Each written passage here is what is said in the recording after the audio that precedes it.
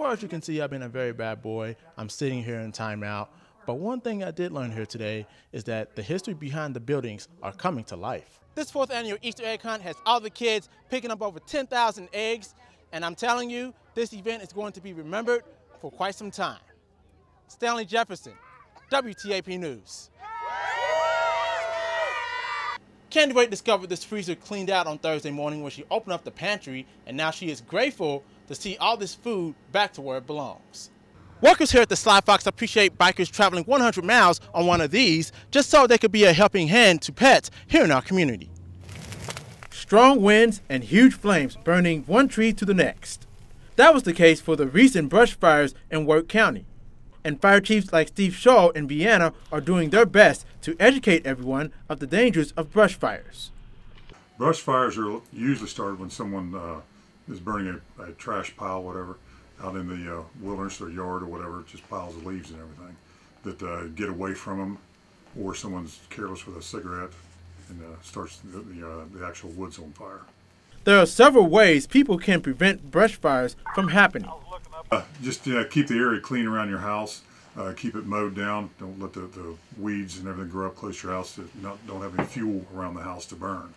Shaw also advises people to not fire up anything when it's windy outside and keep a 10-foot ring around the bush pile. And those who decide to burn must be aware of the current laws during the season. Right now, you're only allowed to burn from 5 in the afternoon till 7 in the morning. After May 1, you'll be allowed to burn 24 hours a day. We ask that you use some common sense about it. A common sense solution that can help save not only your land, but also the land around you. Reporting in the Mid-Ohio Valley, Stanley, Jefferson, WTAP News. Several Cub Scouts from across the valley were racing down the Market Street Hill in downtown Parkersburg. It's all part of the Soapbox Derby. The boys build the cars. They can use, on our rules, they can use whatever they want, as long as they're not using the American Soapbox Derby wheels, because on our tracks they're not safe for us. But it also whatever they make, as long as they fall within the guidelines of the race, then they can race it. The Cub Scouts were very excited to race their cars down the hill, despite doing so in the rain. Just ask Cameron Reedy. I've done this for 2 years, and it's always been fun to just do something that you don't get to do often. The racers didn't all have an easy time getting to the finish line. It was hard steering, and getting on that ramp, it was kind of weird because you're tilted and you're normally on flat land. Fun, even though I ran into a couple curves, but I raced, so that was fun. Even some adults got in on the action. Oh, it was fun, exciting. We're just out here to show the kids that you're never too old to have a good time, and scouting is one way to do that. These kids have a lot of fun. Though the Soapbox Derby was a competition, the Cub Scouts and their parents didn't see it that way. It teaches them a lot about good sportsmanship and the fact that it is not about winning all the time, and it's about cheering on your buddies and your fellow Cub Scouts, and just really having a good time. Stanley, Jefferson, WTAP News, Parkersburg. It's a genre of music that people in the valley aren't used to hearing.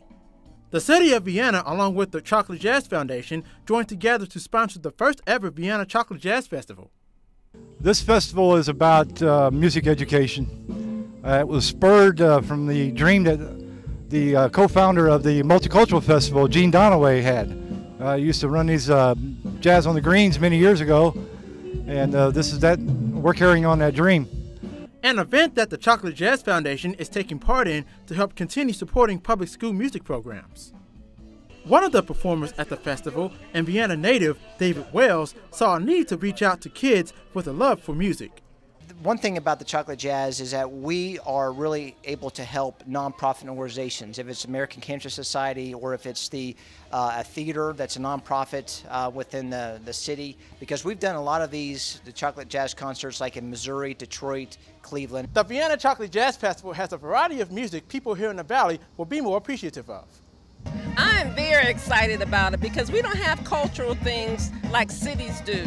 So since this is a small place, it's just a good way for it to be introduced by Dave Wells. We're really, really happy. Jazz is underrepresented in the whole region, and we're really glad that these guys have put this festival on. Wells and other organizers of the event not only look forward to continue the Chocolate Jazz Festival, but also have big plans for it next year.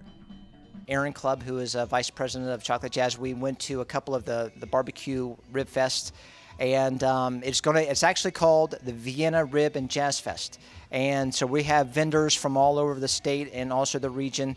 We're going to have competitions on the barbecue, the taste contest. Stanley Jefferson, WTAP News, Vienna.